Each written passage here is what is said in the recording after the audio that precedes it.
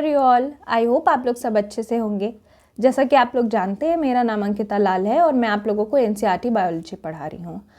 कल हम लोगों ने लास्ट क्लास में हम लोगों ने क्लास 10th पार्ट 1 देखा था। क्लास 10 के चैप्टर कंट्रोल एंड कोऑर्डिनेशन का पार्ट 1 देखा था। आज हम लोग इसी की कंटिन्यूएशन दैट इज़ पार्ट 2 करने वाले हैं। आज जो हम लोग टॉपिक करने वाले हैं that is hormone in animals, that is humans are also animal. तो हम लोग हार्मोन्स देखने वाले हैं और hormone is very important because ये आपके ह्यूमन फिजियोलॉजी में भी फॉल करता है और इससे एक आध क्वेश्चन तो ऑलमोस्ट फिक्स ही मानिए। जब भी बीपीएससी कोशिश करता है क्वेश्चंस बनाने की तो वो हार्मोन पे ज़रूर टच ऑन करता है, human hormone as well as plant hormone, जो कि मैंने आपको लास्ट क्लास में भी बताया था। तो let's start with the hormones in animals. ठीक है, अभी आपको मैं कुछ पिक्चर दिखाऊंगी। ठीक है, देखो, हार्मोन समझने से पहले, इन एनिमल समझने से पहले let's take a quick glance. जो भी हमने लास्ट क्लासेस में पढ़ा था, हमने पढ़ा था कंट्रोल एंड कोऑर्डिनेशन में कि हमारे कंट्रोल एंड कोऑर्डिनेशन के लिए दो तरह की चीज़ें, नर्वस और मस्कुलर चीज़ें मूवमेंट में मदद करती हैं। ठीक है, नर्वस और मस्कुलर सिस्टम, ये मूवमेंट कोऑर्डिनेटेड हो, इस वजह से हमारे पास एक नर्वस सिस्टम और एक केमिकल सिस्टम यानी कि इलेक्ट्रिकल और केमिकल सिस्टम साथ में काम करता है। ये केमिकल सिस्टम के लिए हार्मोन नाम का एक सब्सटेंस होता है जो इस केमिकल को मूव कराने में मदद करता है। हार्मोन केमिकल सब्सटेंसेस हैं जो कोऑर्डिनेट कराती हैं और हार्मोन स्पेसिफिक होते हैं। ये भी हमने देखा था कि ये काफ़ी स्पेसिफिक होते हैं, हर हार्मोन का अपना रोल होता है और वे एक स्पेसिफिक ऑर्गन से निकलते हैं। ये ऑर्गन्स जो होते हैं इनको हम लोग एंडोक्राइन ग्लैंड बोल देते हैं। क्या बोल देते हैं? Endocrine glands. ऑर्गन से बेटर होगा वर्ड यूज़ करना, ग्लैंड्स। एंडोक्राइन ग्लैंड से निकलती हैं और एंडोक्राइन ग्लैंड जो हैं वो अलग अलग हार्मोन्स रिलीज करते हैं। हमें एक एक एंडोक्राइन ग्लैंड पता होने चाहिए क्योंकि मैच द फॉलोइंग में तो ये बहुत ही अच्छा क्वेश्चन बन सकता है। देखो, इस तरह से हमने ग्लैंड देख ली। ग्लैंड लेकिन एक तरह की ही नहीं होती, एक एंडोक्राइन भी होता है, एक एक्सोक्राइन भी होता है। दो तरह के ग्लैंड्स होते हैं, endocrine as well as exocrine glands. अब मैं आप लोगों को बताती हूँ, ये सारे मिलकर हार्मोन सिक्रीट करते हैं किसी तरह। अब हम लोग डिस्टिंक्शन देखते हैं between endocrine gland and exocrine gland. Difference अगर हम लोग देखें एंडोक्राइन और एक्सोक्राइन के बीच में, ये इंपॉर्टेंट है इसीलिए मैं बता रही हूँ। देखो, जब भी हम हार्मोन्स की बात करते हैं तो we talk about endocrine glands क्योंकि एंडोक्राइन ग्लैंड्स हार्मोन सिक्रीट करते हैं। बट हमारे बॉडी में केमिकल सिर्फ हार्मोन ही नहीं है, एंजाइम्स आर ऑल्सो केमिकल। तो एक्सोक्राइन ग्लैंड्स जो होती हैं उनका काम होता है जो है वो एंजाइम्स को रिलीज करना और ये सारे मिलकर हमारी बॉडी में किसी तरह का कोऑर्डिनेशन करते हैं। एंडोक्राइन ग्लैंड ऐसे ग्लैंड होते हैं दैट हैव डक्ट्स, जिनमें डक्ट्स होती हैं। ठीक है, सॉरी, डक्टलेस होते हैं, इनमें कोई डक्ट नहीं होता। ये डायरेक्टली सिक्रीट करते हैं अपने हार्मोन्स को। डायरेक्टली सिक्रीट करते हैं किसमें? सिक्रीट करते हैं ब्लड स्ट्रीम्स में। ठीक है, ब्लड स्ट्रीम्स में डायरेक्टली सिक्रीट हो जाता है, कोई डक्ट के थ्रू नहीं होता है। ये हार्मोन सिक्रीट करते हैं और इनके सिक्रीशंस काफ़ी स्मॉल क्वांटिटी में होते हैं। हार्मोन बहुत हाई क्वांटिटी में नहीं, काफ़ी स्मॉल क्वांटिटी में रिलीज होता है। ठीक, ये कुछ चीज़ें हैं।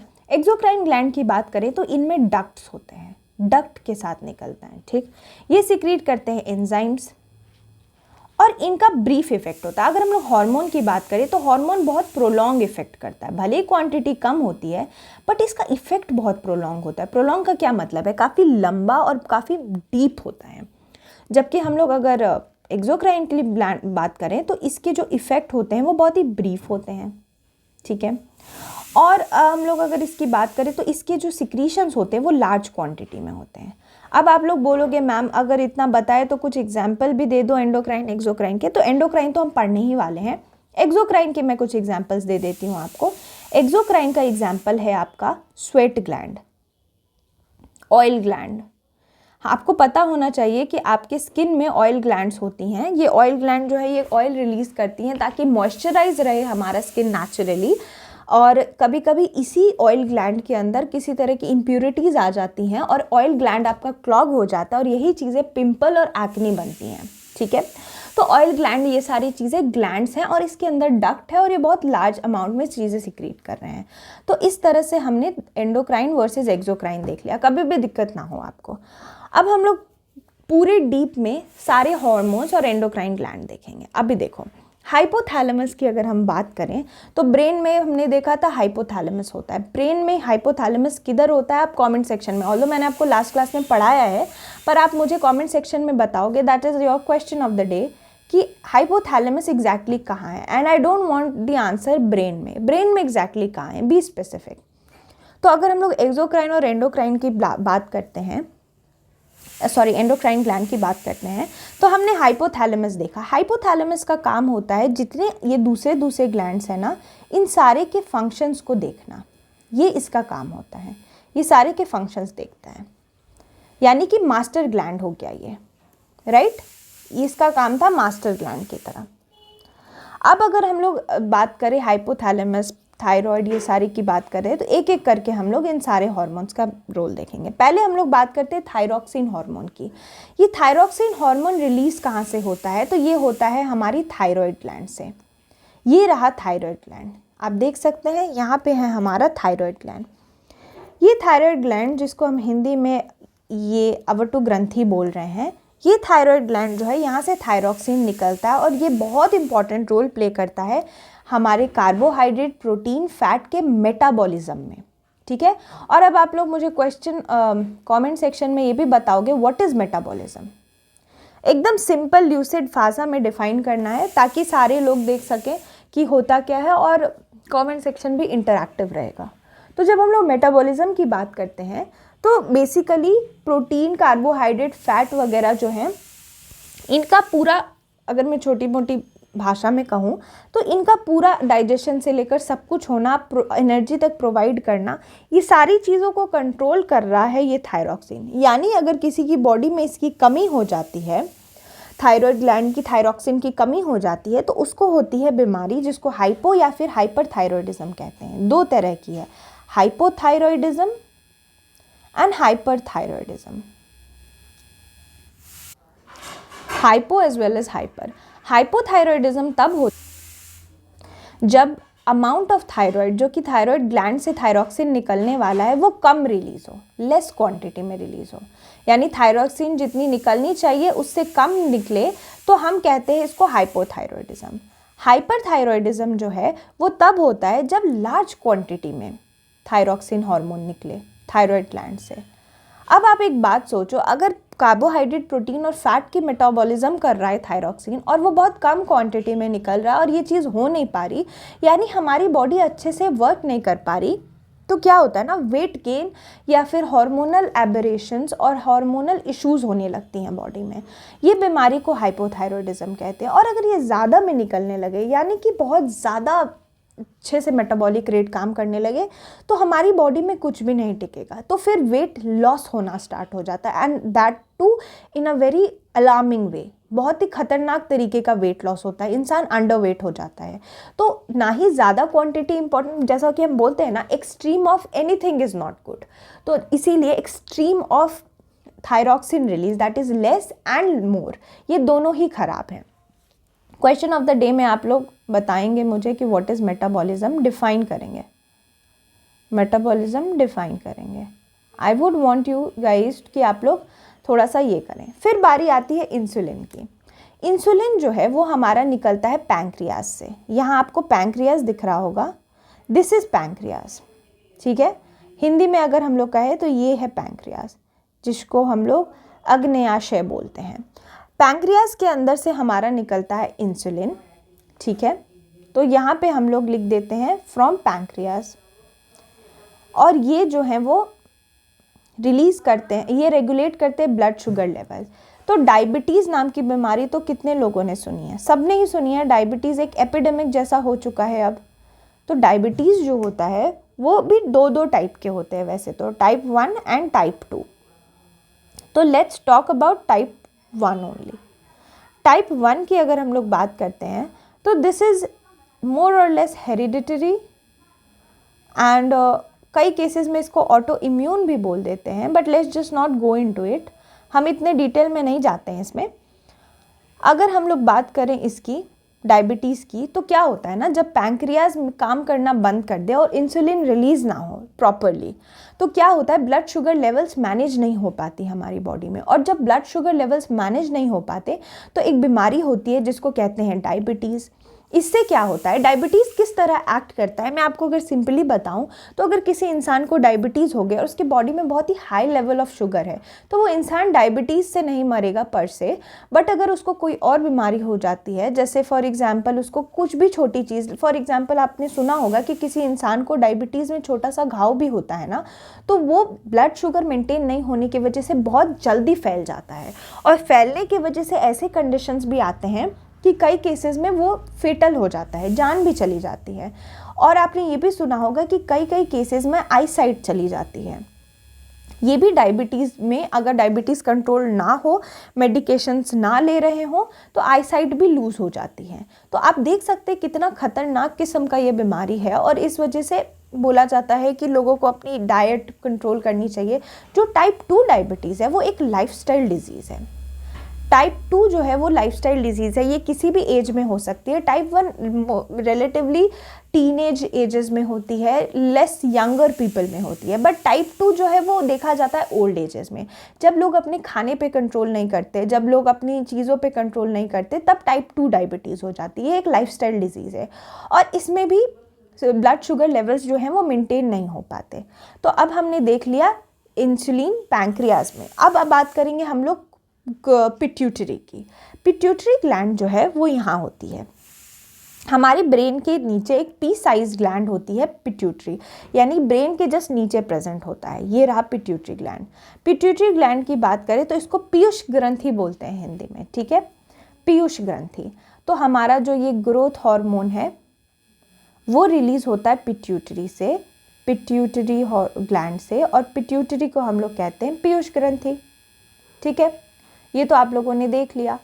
अगर हम लोग बात करें इसकी ग्रोथ हार्मोन की, तो हमारी बॉडी में जो ग्रोथ और डेवलपमेंट होता है वो इसी हार्मोन के वजह से होता है। अगर कोई बच्चा, जो छोटे बच्चे होते हैं 5 to 6 ईयर एज में, उनको क्यों कहा जाता है कि प्रॉपर न्यूट्रिशन देना चाहिए, उसको जो है वो लैक्टेशन मदर का प्रोवाइड करना चाहिए, इसीलिए कहते हैं ताकि ग्रोथ और डेवलपमेंट बॉडी की अच्छे से हो सके।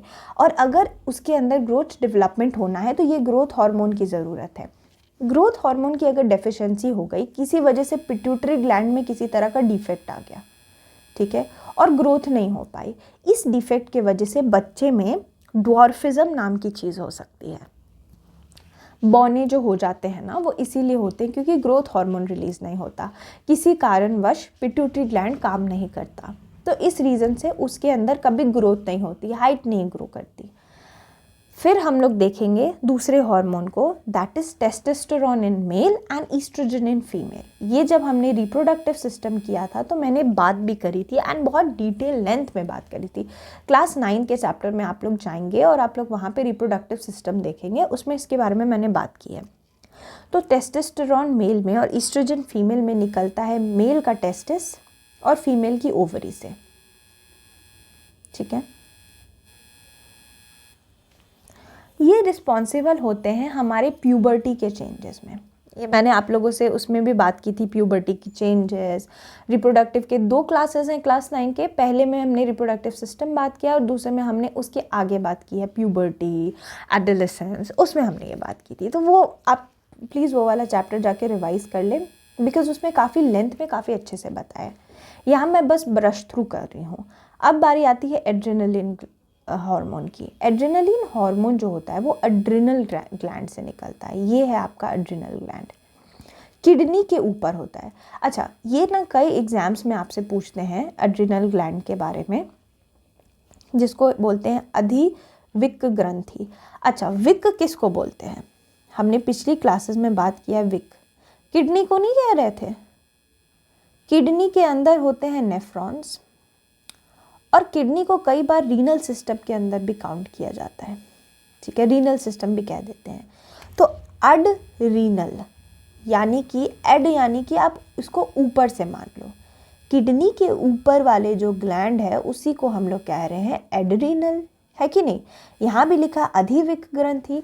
तो कल को एग्जाम में अगर आपके क्वेश्चन आता है कि एड्रिनल ग्लैंड का लोकेशन कहाँ है, तो आप इसके नाम को तोड़ोगे एड और रीनल में और आंसर टिक करके आओगे किडनी, ठीक है। आई होप आप लोग समझ रहे हैं मैं क्या कहना चाह रही हूँ। तो this way we were talking about adrenal gland. Adrenal gland किस चीज़ में हेल्प करता है? तो कंट्रोल और कोऑर्डिनेशन में हमारी बॉडी के, ठीक है।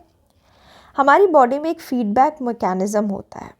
हार्मोन जब हमें प्रोड्यूस होता है तो उसके कुछ इफ़ेक्ट होते हैं चाहिए। अगर कोई हार्मोन निकल रहा है, फॉर एग्जांपल अगर किसी ने टेस्टोस्टेरोन रिलीज़ हो रहा है तो हम किसी तरह का रिस्पॉन्स मांग रहे हैं। फॉर एग्जांपल मेल में म्यूस्टैच का ग्रोथ, तो अगर ये चीज़ें हो रही हैं तो इसका भी तो एक लिमिटेशन होना चाहिए ना कि कितनी ग्रोथ हो। एक पॉइंट के बाद ये रिलीज़ बंद भी तो होना चाहिए। ऐसा तो है नहीं कि होते ही रहते पूरी ज़िंदगी होता रहे। तो इस वजह से हार्मोन का रेगुलेशन होना भी बहुत ज़रूरी है, और ये रेगुलेशन होता है फीडबैक मैकेनिज़म्स के थ्रू। हमारी बॉडी में पॉजिटिव और नेगेटिव फीडबैक मैकेनिज़्म होती हैं। ज़्यादा कॉम्प्लेक्स मत समझें इसको, सिंपल सी बात है कि अगर हम इसको रियल लाइफ एग्जांपल से मिला के देखें तो आपने किसी स्टोव को चढ़ाया है गैस पे, तो आप उसकी नॉब से उसको कम ज़्यादा करते हो ना, गैस को कम ज़्यादा। वैसे हमारी बॉडी में भी कब ज़्यादा निकलना चाहिए, कब कम निकलना चाहिए, उसको रेगुलेट करने के लिए फीडबैक मैकेनिज़्म होती है। इस तरह से हमने पूरे हार्मोन इन एनिमल को पढ़ लिया। एक बार ज़रा हम लोग हिंदी में देख लेते हैं हार्मोन और फिर वो कौन से ग्लैंड से निकलता है। तो वृद्धि hormone that is growth hormone Piyush ग्रंथि से निकलता है। इंसुलिन जो है हमने देख लिया पैंक्रियास से निकलता है। टेस्टोस्टेरोन जो है वो वृषण से निकलता है। एड्रेनलिन जो है वो एड्रिनल ग्रंथि से निकलता है, ठीक है। इस तरह से हम ये सारे हार्मोन्स, आप लोग प्लीज़ इस जो ये ग्राफ डेटा दिया है इसको देख लें। कुछ इंटरेस्टिंग पॉइंट्स थी एनसीईआरटी में जो मैंने एनसीईआरटी से निकाली है। जब हमें भूख लगती है ना और हम खाना खाते हैं और हमें फीलिंग आती है कि अब हमारा पेट भर गया है, वो फोर ब्रेन में हमारे एक सेंसेशन होता है फुलनेस का कि now I am feeling full, मेरा पेट फुल हो गया है। तो वो फीलिंग इसी वजह से आती है। इससे मैं आप लोगों को एक साइंस एंड टेक की इम्पॉर्टेंट इन्फॉर्मेशन बताती हूँ जो अभी न्यूज़ में थी। एक मेडिसिन है जो काफ़ी न्यूज़ पे है रिसेंटली। ये एक एंटी डायबिटिक मेडिसिन थी।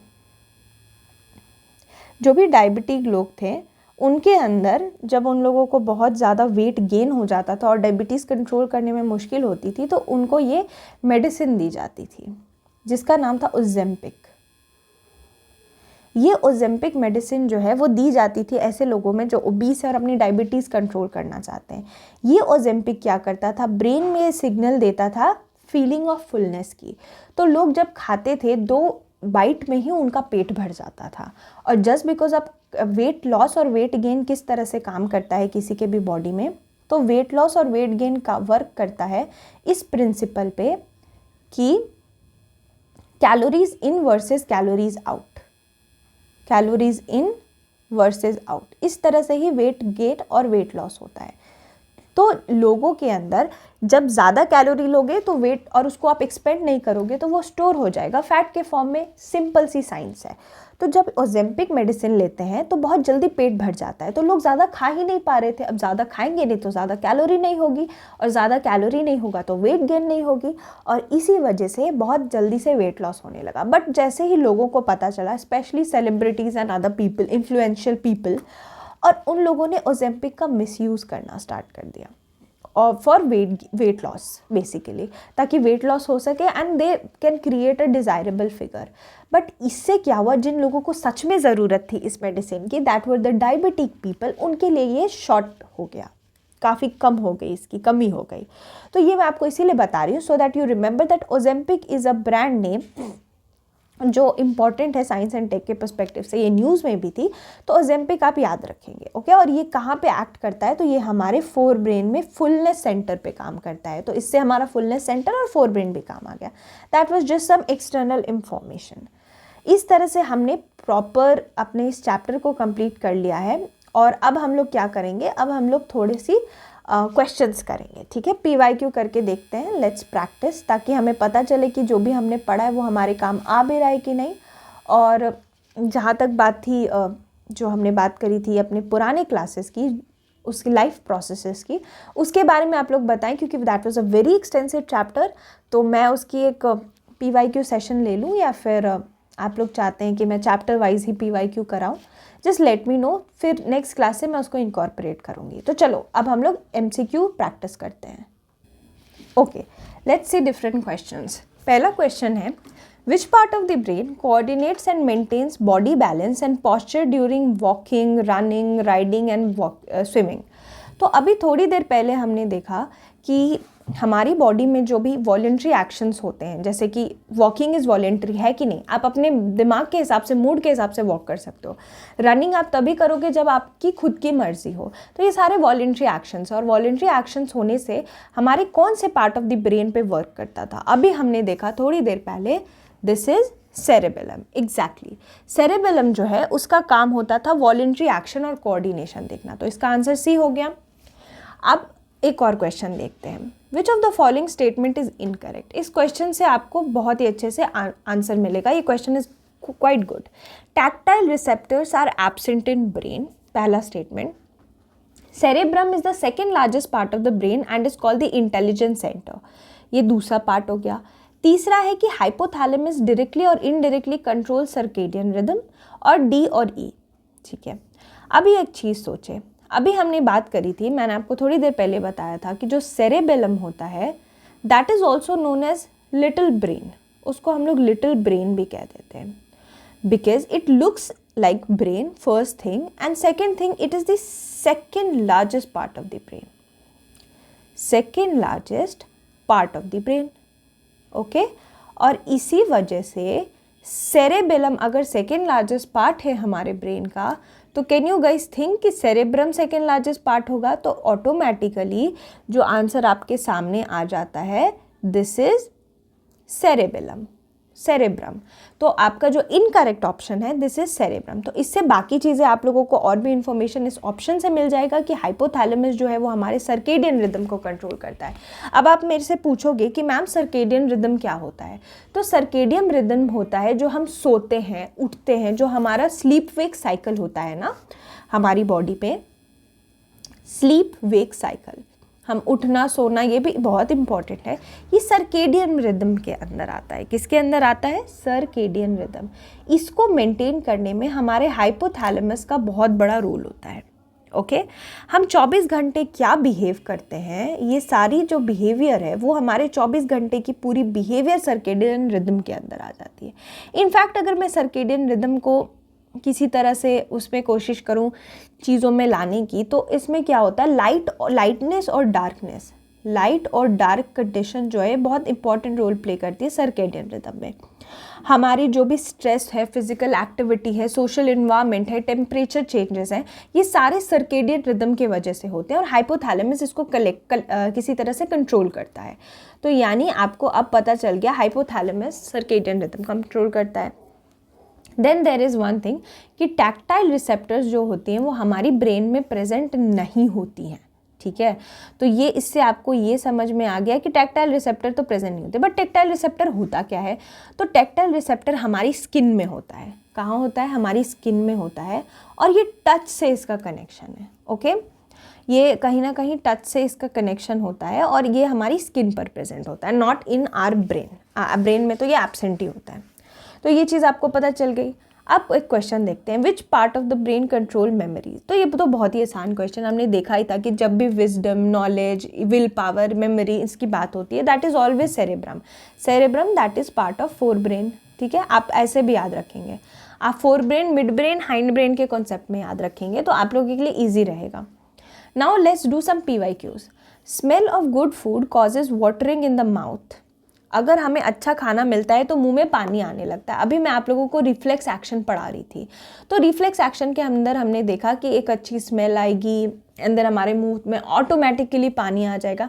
तो we know it is a reflex action. But देखो BPSC ने क्या किया, BPSC ने इसमें भी पार्ट्स पूछ लिए कि ऑर्डिनरी है, एक्वायर्ड है, इनबॉर्न है, नेचुरल है। जब ऐसी चीज़ें हो जाए ना, जब थोड़ा एक लेवल आगे बढ़ के जाए, तो वी नीड टू थिंक, तब हमें सोचने की ज़रूरत है और हम सोचकर इसके सही आंसर पे आ सकते हैं। अभी सोचो, यहाँ पे ऑप्शन है इनबॉर्न रिफ्लेक्स। तो ऐसा तो है नहीं कि जन्म लेते ही आपके मुंह में पानी आ जाता है, ऐसा कुछ नहीं होता। आप बड़े होते हो तो आप अप्रिशिएट करते हो टेस्टी फूड को। जब तक आप सोचने समझने के काबिल नहीं होगे तब तक आप उस फूड को अप्रिशिएट नहीं करोगे। अप्रिशिएट नहीं करोगे तो मुंह में पानी नहीं आएगा। तो इनबॉर्न तो हो नहीं सकता। Natural inborn is one and the same thing, तो ये होगा नहीं। अब बचा ऑर्डिनरी एंड अक्वायर्ड। अक्वायर्ड का क्या मतलब होता है? जिसको हम अक्वायर करते हैं, धीरे धीरे समय लगता है। वैसे ही हम जैसे जैसे बड़े होते हैं हमें समय लगता है, उस हिसाब से हम अक्वायर करते हैं। तो ऑब्वियसली खाने की जो अच्छी खाने की खुशबू है उसको अप्रिशिएट हम एज के साथ ही करते हैं। तो this is an acquired reflex. तो आंसर आपका बी हो जाएगा। Let's see another question. ये भी बीपीएससी ने पूछा है। इसमें स्ट्रक्चरल और फंक्शनल यूनिट नर्वस सिस्टम का क्या होता है? तो this is a pretty easy question, बहुत ही आसान है। हमने देखा न्यूरॉन को पढ़ा हमने, न्यूरॉन जो थी वो हमारी नर्वस सिस्टम को पूरी तरह से बना रहा था। ये न्यूरॉन जो है सारे मिल जाते हैं, मिल के नर्वस टिश्यू बनाते हैं, और वो आगे हमने देखा था। अब एक क्वेश्चन एएओ में आया है 2022 में कि एक हार्मोन जो स्ट्रेस में रिलीज होता है हमारी बॉडी से और स्टिमुलेट करता है ग्लाइकोनियोजेनेसिस इन लिवर, वो कौन सा हार्मोन है? चलो, अगर इस तरह का क्वेश्चन आया तो हम करेंगे इसमें एलिमिनेट और बहुत ही इजीली क्वेश्चन आंसर पे पहुंच जाएंगे। देखो, इंसुलिन तो ये हार्मोन है नहीं, इंसुलिन का ब्लड प्रेशर से ब्लड शुगर से लेना देना है, तो इंसुलिन तो होगा नहीं। थायरॉक्सिन हमने देखा मेटाबॉलिज्म में देख रहा है, तो ये भी होगा नहीं। बचा ईस्ट्राडियोल एंड एड्रेनलिन। ईस्ट्राडियोल वगैरह चीज़ें जो होती हैं ना, वो फीमेल की रिप्रोडक्टिव हार्मोन है, ठीक है, रिप्रोडक्टिव हार्मोन के अंदर आता है। तो we are left with only one option, that is adrenaline. तो अब हम लोग इसी बहाने, क्योंकि अब ये पीवाईक्यू में आया है, तो थोड़ा सा एड्रेनलिन ग्लैंड को देख लेते हैं। एड्रेनलिन हार्मोन एड्रेनलिन ग्लैंड से निकलता है। एड्रेनलिन को एपिनेफ्रीन भी कहते हैं। एड्रेनलिन का लोकेशन होता है, एड्रेनल ग्लैंड का लोकेशन किडनी के ऊपर होता है। और हमने ये भी देखा कि इस क्वेश्चन के से हमें ये पता चल रहा है कि हमारे स्ट्रेस में एड्रेनलिन ग्लैंड से एड्रेनल हार्मोन निकलता है। तो जो एड्रेनलिन है ये सिक्रीट करता है कॉर्टिसोल, जिसको स्ट्रेस हार्मोन बोलते हैं, और ये सिक्रीट करता है एल्डोस्टेरॉन, जो रिटेन करता है सोडियम एंड वाटर, और ये सोडियम और वाटर जो है ब्लड वॉल्यूम मेंटेन करने में मदद करता है। इसी वजह से हम लाइफ सेविंग हार्मोन भी बोलते हैं एल्डोस्टेरॉन को, लाइफ सेविंग हार्मोन। तो याद रखना है, life saving hormone aldosterone, adrenaline gland, और स्ट्रेस हार्मोन भी हमारे एड्रेनलिन से निकलता है। तो एड्रेनलिन बिकम्स इंपॉर्टेंट क्योंकि पीवाईक्यू में आ गया है। अब हम लोग दूसरा एक क्वेश्चन देखते हैं, which hormone regulates blood calcium and phosphate in human body. NCERT की बात करें तो एनसीईआरटी ने इस हार्मोन की बात नहीं की है, बट ये एग्जाम में आया है, सो विल सी कैसे बनाते हैं। थायरॉक्सिन नहीं होगा, हमें पता है। ग्रोथ हार्मोन नहीं होगा। बचा ग्लूकागॉन एंड पैराथायरॉयड। आपको थायराइड ग्लैंड बताया मैंने, वैसे ही पैराथायरॉयड ग्लैंड्स होती हैं, थायराइड के ही पास होती हैं। पैरा मतलब वहीं उसी के ऊपर होती हैं। पैराथायरॉयड ग्लैंड की बात की जाए तो ये हमारी बॉडी में ब्लड कैल्शियम और फॉस्फेट लेवल मेंटेन रेगुलेट करता है, इसीलिए इसका आंसर हो जाएगा डी। तो अब आप याद रखेंगे कि बॉडी में जो ब्लड फॉस्फेट और कैल्शियम की लेवल है, जो बोन वगैरह में भी मदद करती है, वो पैराथायरॉयड हार्मोन देखती है। लेट्स सी होता क्या है। Parathyroid gland parathyroid hormone is produced by parathyroid gland and these work independently of the pituitary gland. ये जो है वो pituitary gland के independently work करते हैं। और इससे आपको एक और चीज़ पता चल गई, which gland is known as master gland, तो उसको हम लोग pituitary gland बोलते हैं, ठीक है। अब एक लास्ट क्वेश्चन देख लेते हैं, ऑक्सीटोसिन, जिसको बाइंडिंग हार्मोन भी कहते हैं। इस क्वेश्चन से आपको ये पता चल गया कि ऑक्सीटोसिन को बाइंडिंग हार्मोन कहते हैं। ये कौन सी ग्लैंड रिलीज करती है? तो ये रिलीज करती है, इसका आंसर होगा पिट्यूटरी ग्लैंड। पीयूष ग्रंथि देखी थी ना हमने, वहीं से ऑक्सीटोसिन निकलता। ऑक्सीटोसिन हार्मोन क्यों इंपॉर्टेंट है? क्योंकि ऑक्सीटोसिन हार्मोन जो है वो बहुत इंपॉर्टेंट रोल प्ले करता है, बाइंडिंग हार्मोन भी इसको कहते हैं, लेबर के दौरान। यानी कि जब विमेन बर्थ देती है, बच्चे को जन्म देती है, तब ऑक्सीटोसिन हार्मोन ही जो है वो रिलैक्सेशन में मदद करता, ऑक्सीटोसिन हार्मोन ही है जो लेबर के दौरान मदद करता है। इनफैक्ट जब ब्रेस्ट फीडिंग भी करती है विमेन, तो उसमें भी ऑक्सीटोसिन का बहुत बड़ा रोल होता है। इनफैक्ट सेक्सुअल एक्टिविटीज़ को भी मैनेज करने के लिए ऑक्सीटोसिन का बहुत इंपॉर्टेंट रोल होता है। इससे आप लोगों को ऑक्सीटोसिन की यूज़ पता चल गई। जब भी लेबर होता है ना, तो ऑक्सीटोसिन हार्मोन यूज़ किया जाता है ताकि लेबर स्टार्ट किया जा सके। देखो, कभी भी कोई विमेन होती है ना, उसकी अगर ड्यू डेट निकल जाए प्रेगनेंसी की, तो क्या होता है ना, जो डॉक्टर्स होते हैं वो ऑक्सीटोसिन का इंजेक्शन देते हैं, ऑक्सीटोसिन इंजेक्शन देने की वजह से लेबर इंड्यूस होता है वीमेन के अंदर, और यही लेबर इंट्रोड्यूस होने के बाद बेबी बॉर्न होता है। तो आपको याद रखना है ब्रेस्ट फीडिंग और लेबर, ये सबसे ज़्यादा इंपॉर्टेंट है। ब्रेस्ट फीडिंग यानी कि मिल्क सिक्रीशन में मदद करता है। विमेन के अंदर जो मिल्क सिक्रीशन होता है पोस्ट डिलीवरी ब्रेस्ट फीडिंग के लिए, उसमें ऑक्सीटोसिन हार्मोन का बहुत इंपॉर्टेंट रोल होता है। तो इस तरह से हमने कुछ PYQs भी देखे, पूरा चैप्टर हमने देखा। ये चैप्टर इम्पॉर्टेंट है, इसमें आपके प्लांट हार्मोन्स भी थे। प्लांट हार्मोन के ऊपर अगर आप लोग चाहोगे कि मैं एक PYQ सेशन लूँ आप लोगों के लिए, तो आप लोग मुझे बता दीजिएगा कमेंट सेक्शन में कि आप लोगों को अगर कोई PYQ सेक्शन चाहिए तो मैं प्लांट हार्मोन उसी में कवर कर दूँगी, राइट। तो हम साथ साथ ये देख लेंगे। तो कंट्रोल एंड कोऑर्डिनेशन तो इस तरह ख़त्म होता है। हमने क्लास 10th के सेकेंड NCERT के बायोलॉजी चैप्टर को भी कंप्लीट कर लिया है। बहुत जल्दी क्लास 10 भी ओवर हो जाएगा, ये पार्ट्स में आएंगे और आप लोग इसको करते रहें, हम बहुत जल्दी इसको ख़त्म कर देंगे। एंड आई होप आप लोगों की 6th to 10th स्पेशली क्योंकि वो सबसे इंपॉर्टेंट है, वो ओवर हो जाएगा, आपकी बायो के कोई भी क्वेश्चन नहीं छूटेंगे। ओके, और साइंस एंड टेक भी थोड़ा थोड़ा मैं साइड से कवर कर देती हूँ, कुछ इंपॉर्टेंट हो, बट अगर आप लोग को स्पेसिफिकली उसके लिए कुछ चाहिए तो we'll see about that. But अभी आप लोग इस पे फोकस करें, अच्छे से रिवाइज करें, क्वेश्चंस बनाएं, एंड एग्ज़ाम्स अब आ रहे हैं, काफ़ी क्लोज है। So start studying seriously and I hope आप लोग अच्छे से पढ़ भी रहे होंगे। चलो let's meet in another class. Thank you.